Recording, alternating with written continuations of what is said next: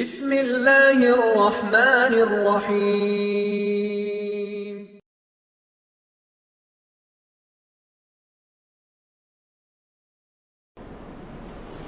இதான் அன்பிற்கினியவர்களே, அல்லாஹ்வுடைய தூதர் ஸல்லல்லாஹு அலைஹி வஸல்லம் அவர்களுடைய குணம்.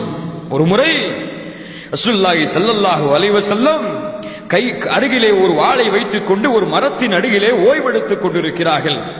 ஒருவர் வருகிறார், வந்து ரசூலுல்லாஹ் வைத்திருந்த வாளை எடுத்து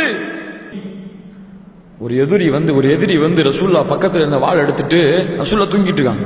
எழுந்து பார்த்த உடனே வாளோட நிக்கிறார். ரசூலுல்லாஹி ஸல்லல்லாஹு அலைஹி வஸல்லம் எழுந்து பார்த்த உடனே வாளோட நிக்கிறார்.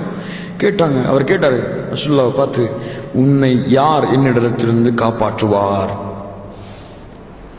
ரசூலுல்லாஹ் சாதாரண பார்த்து, அல்லாஹ் காப்பாற்றுவான். ثم قال في الثانية, இரண்டாவது முறை கேட்டார், من يمنعك مني, யார் காப்பாற்றுவார்? قلت الله. அப்படி கை நடுங்க ஆரம்பிச்சிருந்தவர்கள். ஈமானோட வந்த வார்த்தை இல்லையே, வார்த்தையாயிற்று. அல்லாஹ்வின் அச்சத்தோடு வெளிப்பட்ட வார்த்தையாயிற்று. கைகள்லாம் நடுங்க ஆரம்பிச்சு வாழை கிட்ட போட்டுறாரு. ரசூலுல்லாஹ் எடுத்து கேட்டாங்க, அந்த வாழை எடுத்து, மையம் நழக்கமின்னி, இப்ப யார் எங்கிட்ட இருந்து உன்னை பாதுகாப்பா? உமரே, நான் சும்மா வந்தேன், தெரியாம பண்ணிட்டேன், முஹம்மதை விட்டுங்க என்ன அப்படின்னு சொல்லிட்டு போயிறாரு.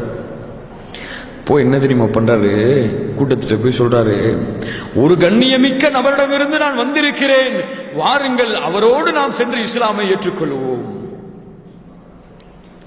சுப்ஹானல்லாஹி ரப்பில் ஆலமீன்.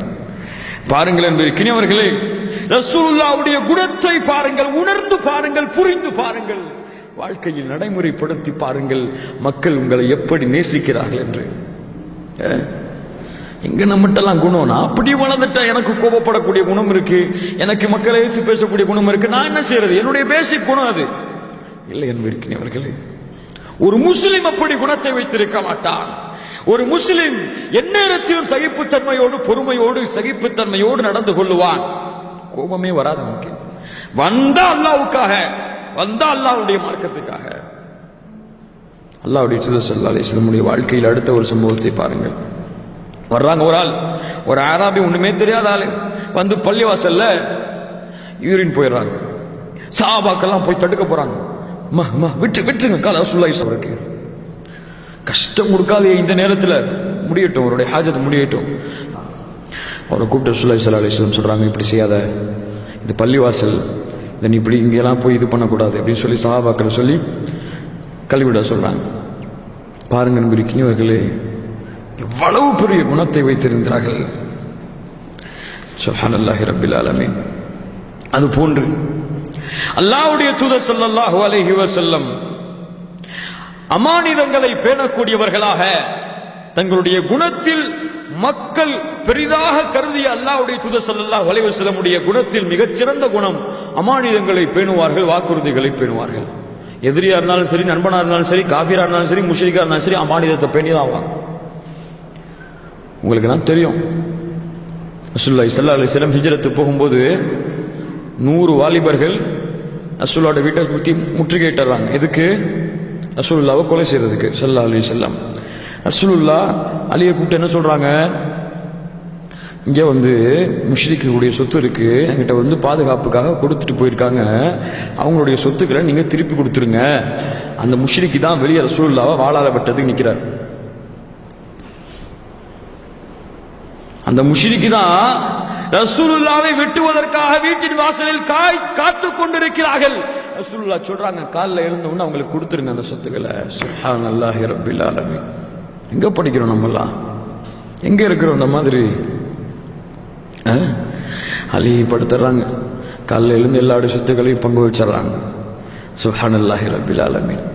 அது போன்ற அன்பிற்கினியவர்களே, ரசூலுல்லாஹ்வுடைய குணங்களை நாம் வரிசையாக பார்த்து கொண்டே வருவோம், நேரம் குறைவாக இருப்பதால். ரசூலுல்லாஹி ஸல்லல்லாஹு அலைஹி வஸல்லம் எவ்வளவு பாவம் செய்திருந்தாலும் சரி, தன்னுடைய தோழர்கள், தன்னுடன் வாழ்ந்தவர்கள் அவர்களை மன்னித்து விடுவார்கள், மறந்து விடுவார்கள் அந்த பாவங்களை. அவர்களை மன்னித்து அவர்களுக்கு இஸ்லாமிற்கு வழி கொடுப்பார்கள். முக்கியமா நம்ம புரிஞ்சு கொள்ளணும் இந்த சம்பவங்களை. நம்முடைய வாழ்க்கையில இன்னும் இந்த குணத்தை வச்சிருக்கோம். ஒரு ஆள் சண்டை போட்டார் நம்மள்ட்ட, நம்ம குடும்பத்தில் ஒரு ஆள் நம்மளை ஏத்து பேசிட்டார், நம்மளை சண்டை போட்டு பிரிஞ்சு போயிட்டார் சொன்னா பிரிஞ்சு போனதான். அவரை மன்னிக்கிறது எதுவும் கிடையாது. அவரை எப்படிதான் மன்னிக்கிறது? என்னை பத்தி பேசிட்டாரு, என் குடும்பத்தை பத்தி பேசிட்டாரு, என் தம்பி அடிச்சிட்டாரு, எங்க அக்கா அடிச்சிட்டாரு. இன்னைக்கு சமுதாயத்துல பெரிய பிரச்சனை. சமுதாயத்தில் இன்னைக்கு இருக்கக்கூடிய குடும்ப பிரச்சனைகள் தான் பெரிய பிரச்சனைகள். ஒவ்வொரு நாளும் ஷரியத் விஷயங்களுக்காக, குடும்ப பிரச்சனைகளுக்காக நூற்றுக்கும் மேற்பட்ட விஷயங்கள் சமுதாயத்தில் வருது. ஒவ்வொரு நாளும் ஒவ்வொரு முஹல்லாலையும், ஊருடைய முஹல்லால. ஏன் ரசூலுல்லாஹ்வுடைய வாழ்க்கை படிச்சாதானே, படிச்சு புரிஞ்சாதானே, அதை அமல்படுத்தினாதானே. 23 ஆண்டுகள் தொல்லை. மக்கால 10 வருஷம் 13 வருஷம் அடிக்கிறாங்க, துரத்துறாங்க சொந்த ஊரை விட்டு. மனைவியை இழந்தாச்சு, பிள்ளைகளை இழந்தாச்சு, குடும்பப்படுத்தி சஹாபாக்கள் பாதி பேரை இழந்தாச்சு. சுமையாவை அழிச்சாச்சு, அம்மாரை அழிச்சாச்சு, எல்லா சஹாபாக்களையும் துன்புறுத்தி விட்டார்கள் மக்கா காஃபிர்கள், குறைஷிகள். மதீனாவுக்கு போறாங்க நிம்மதி தேடி, அங்கேயும் போருக்கு வந்துட்டாங்க. 10 வருஷம் போர், தொடர்ச்சியான போர். எல்லா சஹாபாக்கள், எத்துணை பெண்கள் விதவையானார்கள், எத்துணை சிறுவர்கள் தந்தை இல்லாமல் அனாதையானார்கள். எல்லாம் முடிஞ்சு போச்சு, கொன்று ஒழிச்சிட்டாங்க முஸ்லிம்களை.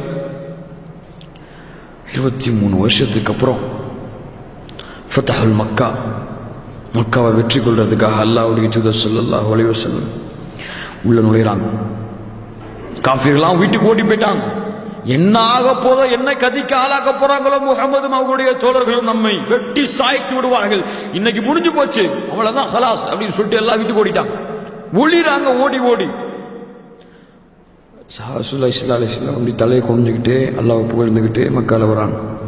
அப்போ ஒரு ஆள் சொன்னாரு, இன்னைக்கு மக்காவுடைய கண்ணியம் பாதுகாக்கப்படாது, மக்காவில் உள்ளவர்கள் மீது இரக்கம் காட்டப்படாது, வெட்டி சாய்க்கப்படும். ஒரு சஹாபி ரசூலுல்லாஹ்ட்ட கேள்விப்பட்டு சொன்னாங்க, யார் கூறியது அப்படி? மக்காவின் புனிதம் இன்று பாதுகாக்கப்படும், இன்று காஃபிர்கள் மீது இரக்கம் காட்டப்படும். சுப்ஹானல்லாஹி ரப்பில் ஆலமீன். 23 வருஷங்க, 23 வருஷம் தொல்லை. அங்க இருப்பாங்க, தன் சாச்சாவை கொன்னவர் இருக்கான், தன் பிள்ளைகளை கொன்னவர் இருக்கிறார்கள், தன் மனைவியை கொலை செய்தவர்கள் இருக்கிறார்கள், தன் சகோதரனை குடும்பத்தை வேரோடு அழித்தவர்கள் இருக்கிறார்கள். ரசூலுல்லாஹ் போனாங்க அவங்கள்ட்ட, எல்லாத்தையும் கூட்டி வச்சுக்கிட்டு, மத்ததுன்னூன அன்னி ஃபைலுன் பிக்கும், என்ன செய்வேன்னு நினைக்கிறீங்க, என்ன செய்வேன்னு நினைக்கிறீங்க என்ன சொன்னாங்க. எல்லா காஃபிர்களும் அஹுன் கரீம் வப்னு அஹின் கரீம், கண்ணியமிக்க மகனின் பிள்ளை, கண்ணியமிக்க மகன் நீங்கள், அவ்வளவுதான் சொன்னாங்க. ரசூலுல்லாஹ் சொன்னாங்க, லா தத்ரீப அலைக்கும் அல்யௌம், உங்கள் மீது இன்றைய தினம் பழி தீர்க்கப்படாது, அன்துமு துலகா, நீங்கள் மன்னிக்கப்பட்டு விடப்பட்டவர்கள். எப்படி இருக்கும், எப்படி இருக்கும்? சுப்ஹானல்லாஹி ரப்பில் ஆலமீன். யோசிச்சு பாருங்க நண்பர்களே, ரசூலுல்லாஹி ஸல்லல்லாஹு அலைஹி வஸல்லம் உடைய குணத்தை மன்னிச்சிடறாங்க. அவ்வளவு தொல்லை கொடுத்திருந்தாலும் அன்துமு துலகா, சாதாரணமா சொன்னாங்க, மன்னிச்சிட்டோம், போயிடும், மன்னிச்சிட்டோம். சுப்ஹானல்லாஹ். அதுதான் என்னாச்சு, மக்கா குறைஷிகள் காஃபிர்கள் ஹிந்து இஸ்லாத்தை ஏற்றாங்களே, எதுக்கு? அபூ சுஃபியான் இஸ்லாமை ஏற்றாரே, எதற்கு? சுப்ஹானல்லாஹ். இந்த குணம், இந்த தன்மை, சுப்ஹானல்லாஹ். அது போன்ற அன்பிற்கினியவர்களே, அல்லாஹ்வுடைய தூதர் ஸல்லல்லாஹு அலைஹி வஸல்லம் மக்களுக்கு உதவி செய்யக்கூடியவராக, மக்களின் தேவைகளை நிறைவேற்றக்கூடியவராக இருந்தார்கள். நேரமும் எப்போது அழைத்தாலும் சஹாபாக்களுக்கு ஏதாவது வீட்டு வேலை, ஏதாவது வேலை இருந்தா நேரம் ரசூலுல்லாஹ் கூட்டு போயிடுவாங்க. ரசூலுல்லாஹ்வை கூட்டு போய் வேலை நிறைவேற்றிட்டு வந்து விடுவாங்க. ரசூலுல்லாஹி ஸல்லல்லாஹு அலைஹி வஸல்லம் பத்தி சஹாபாக்கள் சொல்றாங்க, ஸல்லல்லாஹு அலைஹி வஸல்லம் அதிகமாக அல்லாஹ்வை நினைவு கூறக்கூடியவர்களாக, அதிகமாக வீண் விளையாட்டுகளில் இருந்து, வீணான விஷயங்களிலிருந்து விலகியவர்களாக, தொழுகை அதிகப்படுத்தியவர்களாக, ஹுத்பாவை சுருக்கியவர்களாக இருப்பார்கள். இந்நேரமும் யாருக்கு உதவி என்றாலும், எந்த அடிமைக்கு, எந்த அப்துக்கு, எந்த ஒரு மனிதருக்கு உதவி என்றாலும் அல்லாஹ்வுடைய தூதர் ஸல்லல்லாஹு அலைஹி வஸல்லம் அந்த உதவியை நிறைவேற்றுவார்கள். ரசூலுல்லாஹி ஸல்லல்லாஹு அலைஹி வஸல்லம் வந்துகிட்டே இருந்தாங்க. ஒரு போர் முடிஞ்சு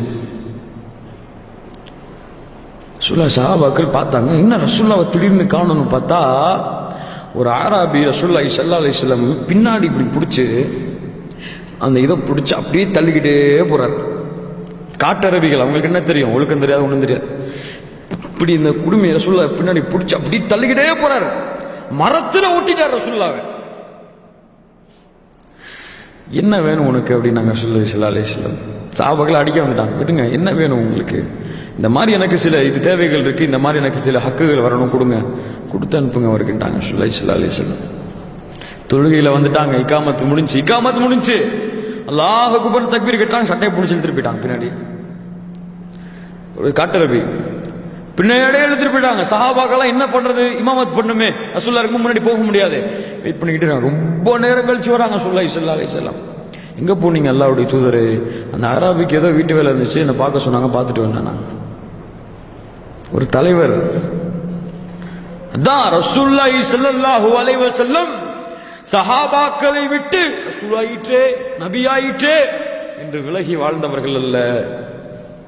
நேரமும் சஹாபாக்களோடு ஒரு சாதாரண மனிதராகவே ரசூலுல்லாஹி ஸல்லல்லாஹு அலைஹி வஸல்லம் பழகினார்கள்.